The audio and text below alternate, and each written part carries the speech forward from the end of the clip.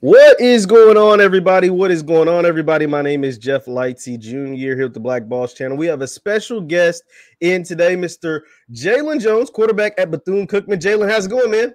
Hey, what's up, Jeff? How are you doing, man? How are you? Hey, I'm pretty good. I'm glad to have you in here. I'm glad to be talking some football, talk some life, just get an update on Jalon, man, because a lot of people were introduced to Jalon, early on, back from high school. You were a top-ranked recruit. You've been playing some good football. But, Jalon, how is everything going for you down at Bethune-Cookman? I want to start off by asking you that.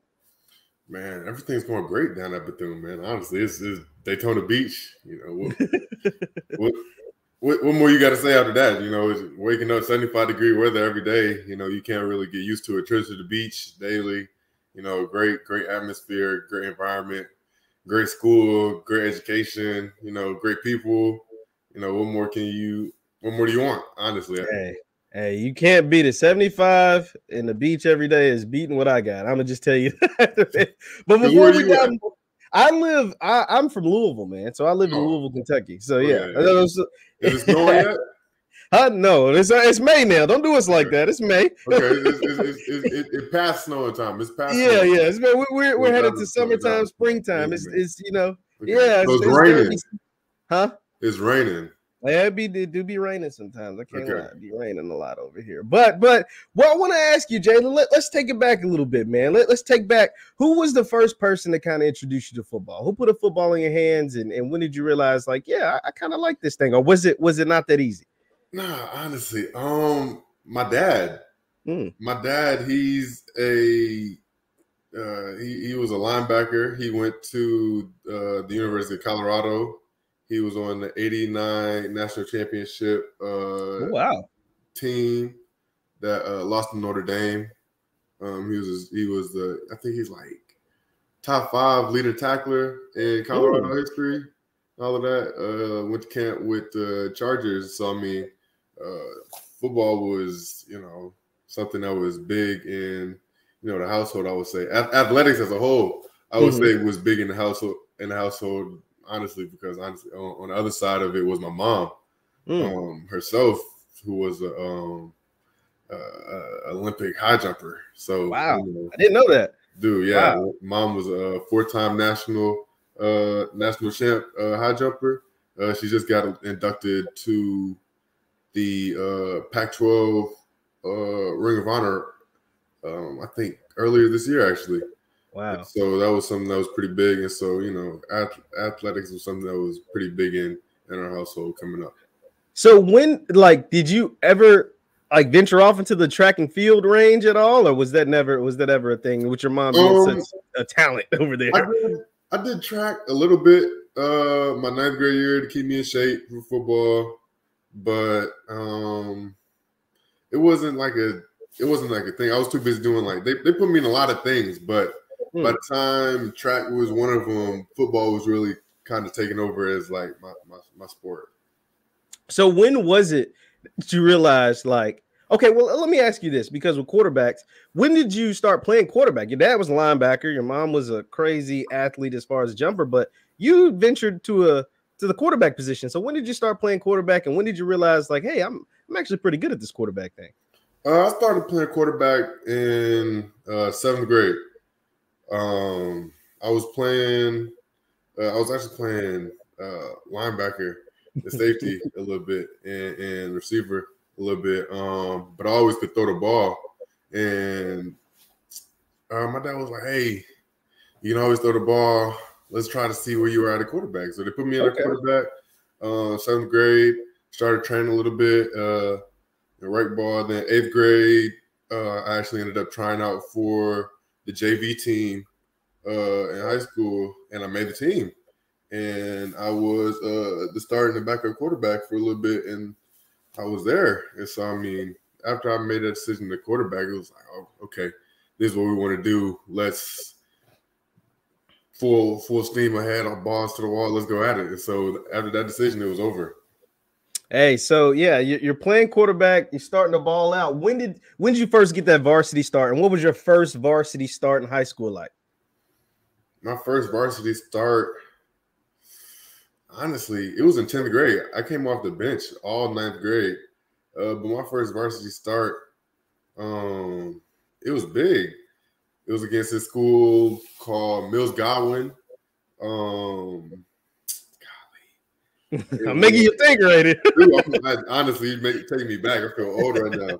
It was Mills Godwin. It was a home game. I was 22 for 35. I threw for like 250, ran for like 120, had 5 touchdowns. As a sophomore in high school, your first varsity start. Yeah.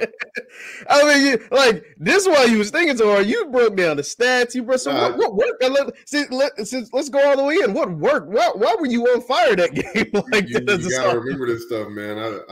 Honestly, I watch all of this stuff. I've watched all of this stuff so many times watching film. It's just second nature to remember stuff at this point. I just gotta remember. Man, so when you go, so you came off the bench in high school. I'm just taking you back your freshman year. Yeah. Your sophomore year, did you know that you were going to be the starter? Like, was it already predetermined? Like, okay, Jalen's going to be our starting quarterback. Year? It was a battle because ninth grade when I didn't start, I ended up moving in the middle of the semester to a different district, and I went to high school there, and it was high school called Henrico. I went to a high school I first called Verona, and it was kind of a rivalry there. And I went to Henrico, and it was a battle in the spring. You know, we had a spring 7-on-7 league up the county and stuff like that. We played, and it was a battle with me and the quarterback that was there. I ended up winning. They ended up moving him to us, DB, and I ended up having to have a battle there, and I ended up taking over. So by the time season came, it was a confirmed, I was a starter. I got you. Now, in high school, Jalon, you did some great things, man. You ended up being like a 4-star recruit. When did recruiting kind of pick up for you? And who were some of those first kind of couple of offers? And how'd you feel when you started getting some attention from some big-time schools?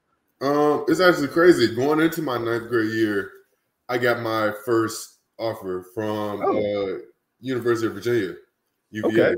And so that was a nice offer from a hometown school. You know, UVA, Charlottesville, is about an hour and 30, hour 15 north of where I'm from in Richmond. Okay. So it was nice getting some love from the hometown. Then 10th grade, as I said, 9th grade, I didn't really play, so I didn't get many offers, but I went to camps, so I got a bunch of looks, but everybody was just saying, hey, once you get some film, we're going to be real interested in you. So then 10th grade, I had a great season. I was second team all Metro, took my team to the playoffs, all of that. And then I ended up transferring to St. Francis Academy for my junior year. And that it's crazy. That spring of my 10th grade year, I was like, okay, I'm going to St. Francis. And so they had like spring workouts up there. And so, you know, it was a big boarding school and it was a big time program. So they had scouts from all the programs around the country coming in and meeting and having us all work out, and we're going over plays and working out, throwing and doing all this stuff, and they're coming in and watching us go. And I started picking up a bunch of offers over that in that spring. And then after going in that junior season with me, I had another great season. We ended up winning the national championship that year. And so after that, I ended up making a decision to go to Mississippi State, and then I ended up making a decision after my senior season. I'm going too fast. I'm following, man. I'm right there with you. I'm gonna let you go through your questions, but yeah. That's it, man. That's awesome. Because like you said, we're learning things about you, it's crazy because you know us. And I'm saying us, me being a fan and a member of the media, you really just see like the headlines, right? You see like, Jalon Jones commits to, you know, Bethune-Cookman or whatever. But like, there's like a process there, whether it's the recruiting, there's the transferring to schools, there's the fighting for jobs, there's getting offers before you even start. Like, I mean, all of these things, the 7-on-7 camps, the training camps, and all the stuff. Like, a lot of people don't take that into consideration when they see, they're like, oh, how is this guy getting all this stuff? Well, this guy's actually putting in a lot of work behind the scenes, and that's why it's cool to hear some of that stuff, like what you're saying. That's why I was like really like following along. So you go there, you commit to Mississippi State. So how did you end up in Florida? What was it about the Gators that made you decide to go there? Ended up, going to the Florida Gators. As I said, I was committed to Mississippi State. Love Mississippi State, Starksville. It was a great place. And the coaching staff, Dan Mullen and those guys over there, they were real good coaches. And so then they ended up leaving and going to Florida. And I opened up my recruitment after they left Mississippi State, and I was looking at other schools. I had my top 5 at the time was Ohio State, Colorado, my dad's old school, UVA, and so I was in Florida at the time. And so I was looking at those guys. So I was going around, and I knew going into my sophomore year, I knew going into my senior year, I knew I wanted to have my position locked in so I could help bring in a recruiting class and all of that. And so it was about that time going into my senior season. Actually, like at the end of my junior year, I was like, okay, I'm taking on my visits. I took a visit to Florida, and after I took a visit to Ohio State, I was like, okay, I'm liking this. I got one more visit to take, so I took a visit to Florida, and I went down there and I met with Coach Mullen again and Coach Johnson, and I met with those guys, and I was just, in love with Gainesville. Like I said, Florida sells itself, and so Gainesville was a great place. And so I committed there, and, I had a great time. I love Florida. That's awesome. Once again, we're talking to Jalon Jones, current quarterback at Bethune-Cookman. Be sure to hit that thumbs up button. Now, Jalon, you had your time at Florida. You entered the transfer portal. You're deciding about which schools you want to, relocate to. What was it about Jackson State, or was it something about did you consider an HBCU school like when you hit the portal? Like, what was it about Jackson State that made you decide to go there when you decided to leave Florida? My uncle, Dwayne Pickett, he preaches down in Jackson, Mississippi. Church. Okay. I forgot the name. He's gonna kill me when he sees this. He's gonna kill me. I want to say the right name, and I don't want to say the wrong name. But he's gonna kill me. It's in Jackson, so the people will let us know. And Coach Hendricks at the time, he was the head coach at Jackson State. He knew my uncle. He was real close with him. He actually went to the church, and so we got in touch, and Coach Hendricks was just a real good man. Was just a good person, and a great leader, and somebody that I really got a lot of respect for. And he offered me a scholarship, and I just decided to come. And then the history of the HBCU, the Hall of Fame resume speaks for itself for Jackson State. So. Now, coming from Virginia, did you know much about like HBCU schools, or was that a thing? Yeah. Or did I grew up. I used to live 15 minutes down the road from Virginia State. Okay. My cousin actually went there, so I used to always be on their campus. My other cousin went to Howard. When I lived up in Baltimore, Morgan State was around the corner. We was always over there. Not to mention down in Hampton and Norfolk State. And so, it's we know for HBCUs. We ain't new to this. Absolutely, man. But like, you were a big time prospect out of high school. Did any of those schools that you just named, or did they come recruit you, or were they kind of like scared off because you were Jalon Jones at St. Francis? I don't want to say like Jalon Jones, St. Francis, because it's not that. They honestly, they didn't reach out, and that's it. So it wasn't that I was like closed off to it. It's just we used to at St. Francis. We used to practice at Morgan State. I didn't get the offer. Yeah, and I love that kind of stuff is changing now. I see that like kind of changing. You see some of these different schools, not just Jackson State, but other schools reaching out to, guys, essentially what you would have been in high school, reaching out to those type of 4-star, 5-star prospects that maybe they wouldn't have, when it did as recently as when you were in high school. And I think, what do you think about that? The fact that some of these different HBCUs, whether it's the SWAC or MEAC, are reaching out to top ranked prospects? You love it. It's the era of football is slowly changing. And it's great. You love to see the change, and to be on the tail end of that and to be a part of that is great. And I hold that on my shoulders. Like I was just seeing the other day that, you know, Robert Covington was the only person in the NBA that is from an HBCU, is an alumni.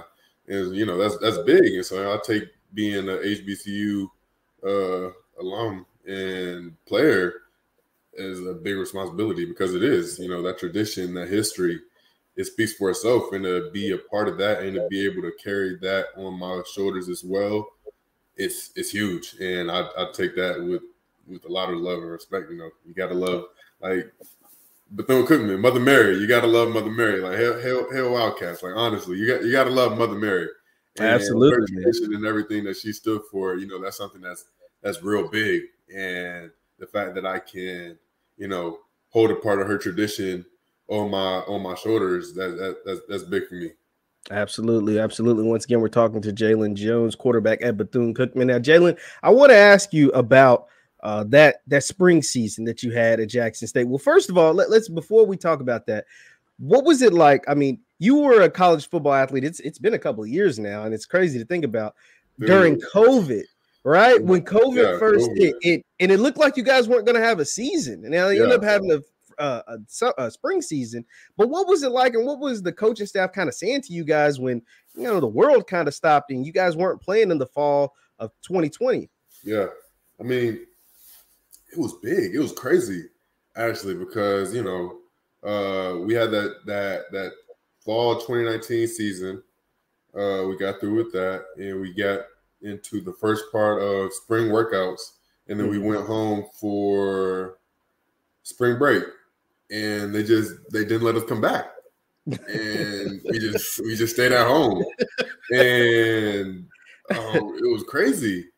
And so we're hearing all throughout the summer going back, okay, we're going to be back here in August, get ready, stay in shade, all of that, X, Y, and Z. And by the time August came, they're like, hey, there's no season. So we're like, okay, well, are we going to be able to at least come back and go to school? Like, yeah, stay at home online. And so we were doing online school. And so we were sitting there, we're like, daggone, here we are doing online school. And we're going through the semester. At the beginning of the semester, next thing we know, Coach Hendricks is let go, and he gets fired. And so we're like, okay, wow, it was our head coach. And so we're hearing all of these rumors through the grapevine, all of that X, Y, and Z, and then we hear, you know, Deion Sanders. And so, you know, hearing, wondering if that's rumors, wondering if that's true, and then coming to find out, you know, Coach Prime, Deion Sanders, he's going to come be, you know, our head coach. And so, you know, going into that spring season, it was big. And so it was crazy going through, you know, not being able to play for that long and having that uncertainty of, you know, wow, you know, COVID is such a big thing. It's something that we still deal with. And then now here it is 3 years later, and, you know, still issues. And so, I mean, it's just crazy how it is, you know. So it was a crazy time. And it's crazy just hearing about that. Like, think about that. You're on spring break, and then they just tell you don't come back. Like, it's like, dude, what? And it was ridiculous because I brought, like, you know, spring break is like a week. I brought like a week and a half worth of clothes. And so I couldn't even go because then like airlines. You remember airlines got shut down. Yeah. You know, they weren't letting people fly. They weren't letting anybody go anywhere. Borders started getting closed. And, you know, so I couldn't, like, my clothes are all the way in Mississippi. I'm all the way back home in Virginia. I'm like, Dad, go, here I am. I'm like, what can I do? It was ridiculous. Yeah, man. That I mean, that is like, looking back on that, it's just like, wow, we really went through that. And I can imagine, I wasn't in college at the time, so I could imagine being in college on spring break. Honestly, it's ridiculous. It was a crazy time. Honestly, it's gonna be some crazy stories to tell. I can say that. Yeah, you're right about that. Once again, we're talking to Jalon Jones, Bethune-Cookman quarterback. Now, Jalon, let's talk about that spring season. You go in, it's Coach Prime's first year at Jackson State. You're the quarterback. But I mean, you told me before that spring season, you actually were kind of recovering from an injury. If you can explain that, like what kind of took place before the start of that spring season? No, I had surgery. I had labral repair surgery in October.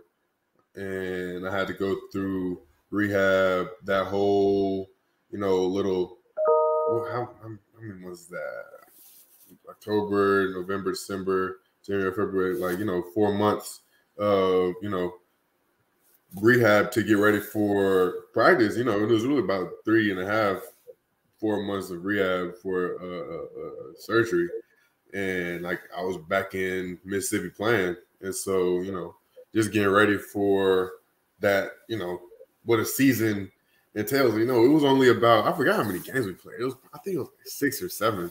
Yeah, somewhere around there. It wasn't a full 10-game season, but even people know even a 6-7 game season, that's a lot of wear and tear on your body, and so absolutely having to come back quick to be ready and be in shape to play, it was rough, but it's just par for the course. Just what you got to do. Now you have your time at Jackson State, and you decide to go to the community college of the JUCO. What was that like? What was that experience deciding to leave JSU and then playing at the JUCO? The decision to leave JSU was a tough one. Because you love Jackson State. Had a lot of love for 1400 Jalon Street. You gotta love it. I love the sonic boom, the cooking, all of that stuff. But it was just it was just time to leave, and so God ushered that time in, and so it was just my time to go in. I went to JUCO, junior college, and anybody that's been through the junior college life can tell you what it is, and it's not for the faint of heart. I'm not gonna lie to you. Many hard nights. I'm not gonna lie to you. I was up in Morehead, Mississippi. For anybody that don't know, that's about 15 minutes down the street from Mississippi Valley State. And I think the middle of nowhere, the closest McDonald's, McDonald's is probably about 20 minutes down the road. Wow. And dude, it was ridiculous. And it was one of those where it's like, okay, you better catch that gas station chicken before 8 o'clock because they've been closed. And so it was a good experience though, even though it was rough. Once I looked at it as, you got to take the experience for what it was and, really accepted it for what it was. It was a really great learning experience. I was thankful for, Mississippi Delta. It was great. I loved Morehead and the relationships that I made there and the friendships that I made there, because those some real great guys that I just, got a lot of love and respect for. Absolutely. Now, Jalon, you're at your junior college. You're being recruited again. What was it about Bethune-Cookman, Coach Terry Sims, and that staff over there that made you decide to go ahead and play for the Wildcats? Coach Hayes, he came out and saw a game. I want to say it was our senior night game. He came out and saw, and he was like, "Hey, we want to offer you a scholarship. We're really interested in you." We're not. I think they offered me a scholarship like a week or two before, I want to say, and then he came out, and I was just like, okay, that's a lot of love and respect. They were in the middle of the season. He ended up stopping and coming to see me play, and I had a talk with them pregame. It was just a real great talk. What they were looking for in a quarterback. The type of season that they were having, what they needed out of a quarterback, and what I could do for them. And the offer, was just reiterating about them offering me a scholarship. And then I went out to warm up, talked to my dad, talked to my coach, and I was like, hey, I want to go ahead and commit. And committed to Bethune. I called Coach Sims. I ran over to Coach Hayes, and I called Coach Sims in the middle of workouts and told him, hey, I want to commit. So hung up, went back to warming up for the game, and then came on a trip to Daytona that second week of December. And once you get to Daytona, it really it sells itself. Honestly, I can't say more. It's Daytona Beach. You step into Daytona Beach, and it's Daytona Beach. The air, the aura, it's just the atmosphere. You just love it. And then the coaching staff, just meeting the rest of those guys, and they just good guys, good people. I love seeing them. I'm always in the building because one, I want to always learn more about football, but I enjoy seeing them and talking to them and messing with them. It's a great relationship, great people in that building. And I just appreciate that staff over there that Coach Sims has. And it makes me want to be in the building more and just, it helps me learn more about football. So it's just a great environment over there at Bethune, honestly. And that's awesome to hear, man. It's awesome to hear that you're having that great experience with the Wildcats there in Bethune-Cookman. Now, yeah. Did it mean anything for you to be back in the SWAC and playing some of these old SWAC schools that you were familiar with playing against while you were at Jackson State, or was that like a non-factor? I mean, it's you can't not think about it. Of course, I mean, it's that opportunity that always comes up. But at the end of the day, it was the opportunity to be at Bethune was just one of its own, and it's just a plus that I get to play those guys too. So hey, it's gonna be awesome to see, and I know it was a big deal when you made the headlines choosing to go to Bethune and help building up that program. Now, let's talk about some of the football stuff. What are some of the things that you're like pregame? Or is there a certain pregame meal? Do you have any certain pregame superstitions or any pregame music that you listen to, specific artists, or any of that kind of stuff going on? Pregame superstitions. I always got to walk around the field. I always got to do a couple laps. Then I got to warm up all of that stuff. Then I got to call my mama, call my dad, call my sister, okay. get a little talk from them. Then listen to some gospel music, honestly. It's gospel. Okay. I love gospel. Who's some of your favorite gospel artists? Who you got going? I got to get some old school Kirk Franklin. Yeah, it's the best. You got to, honestly, you start off with that, and then you let everything just fall in after that.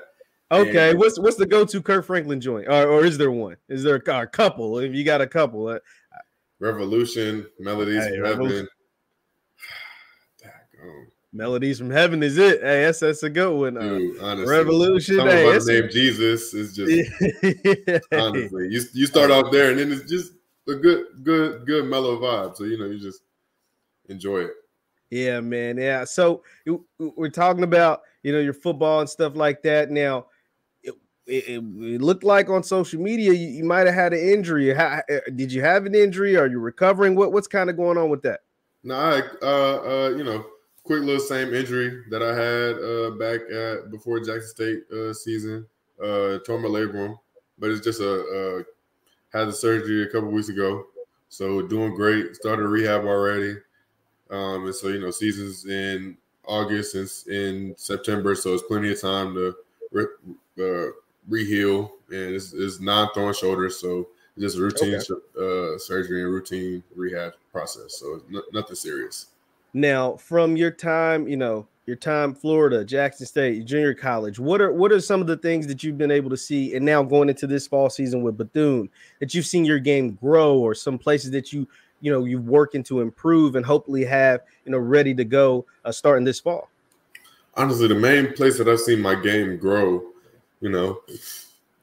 refining the skill that I already had, one, but also the mental side of it. Seeing having all this experience. You mentioned all these places, having all this experience of seeing all of these different defenses and offenses, and seeing what people like to do, and seeing how football is played. And the best teacher is time. And seeing all of these different, games played and being in all these games, I've learned a lot. And so seeing how defenses are trying to manipulate the offense and seeing how it's just a chess match the whole time, I think the mental side of the game is where I've really taken the biggest step over, the past few months, the past few seasons, actually. Now, for people like myself at home who play armchair quarterback, we ain't really out there throwing no passes. What is the toughest thing about playing the quarterback position? Toughest thing, I'd say the trust. The trust in those guys. You gotta be out there and fully believe, okay, everybody's doing their job to the best of their ability. So it lets me relax and believe in the system. And it's beautiful, honestly. That chaos, you got 11 guys they having to do their exact job at their exact time to get the exact opportunity that you want to execute on. And it's beautiful. And it's the synchronization and trusting in those guys and the unity.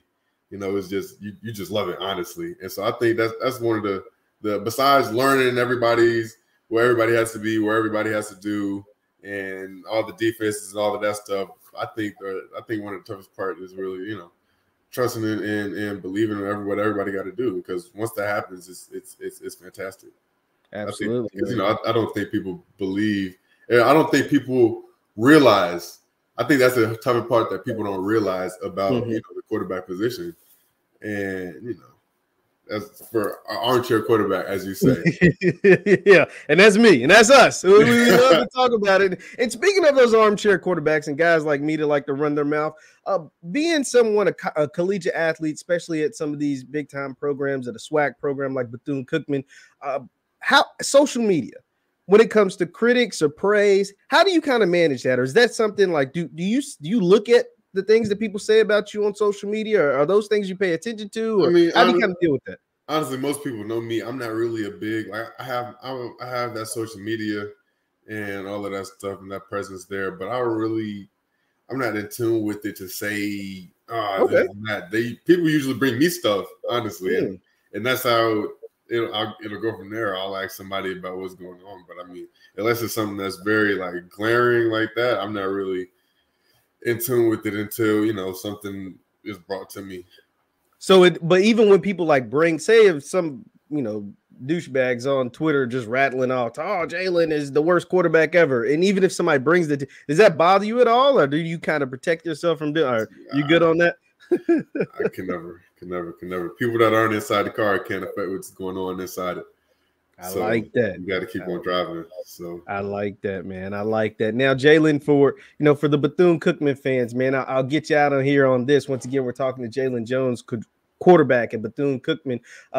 For the Bethune-Cookman fans who, you know, haven't seen you play ball in a while, or you know, getting used to who you are, maybe they didn't pay attention to some of the previous stops. Just what is Jalon Jones bringing to the Bethune-Cookman program?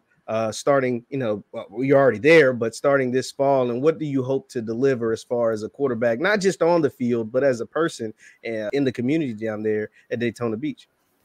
You know, just a great guy, like, you know, just a person that just, you know, loves to be around, loves to be a part of, you know, what everybody has going on, loves to be a part of the community, loves to be involved, loves to be, you know, there. You know, I just love, you know, we had a fire on campus, you know, in one of our dorms, and we had to move people out.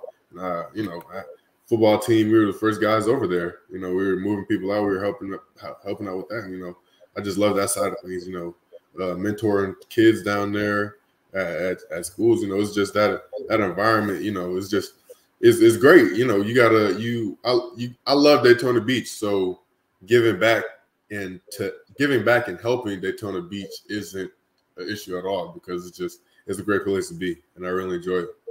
Absolutely, man. Absolutely. Once again, it's Jalon Jones, the quarterback of Bethune-Cookman. Now, Jalon, I can't let you go without asking you about the Victory Lap album in the back, man. What's up with that?